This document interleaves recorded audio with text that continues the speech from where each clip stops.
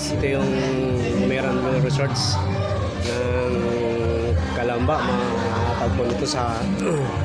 Matatagpo nito sa Bocal, Calamba, no? Ito ang Meron Resorts. So tingnan natin, napakaganda ng resorts ito. So sinadayo itong resorts na to. Ayun guys, dahil nandito ako dahil birthday ng aking bayaw, so inibitahan ako, kaya ako nandito sa resorts. So actually ay pamangkin ko rin na may-ari nito, kaya papakita ko sa inyo guys yung location para sakali kung magustuhan nyo man. Ito ay pwede rin sa mga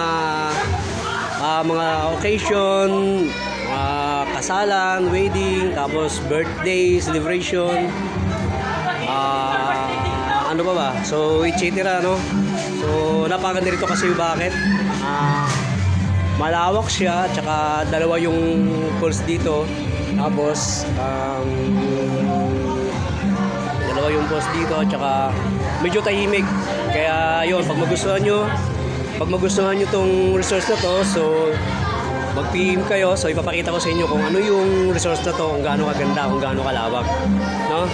So ito third, so pakita ko sa inyo ang unang swimming pool. So nandito yan. Hello, okay lang yan o. Yan. Hello, hi. Totally mga apo kayo mga yan. Yan o, magagandahan yan. Dami mong wala. Okay ho, yan.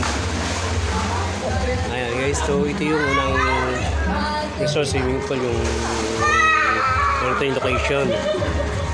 Tapos punta po tayo dito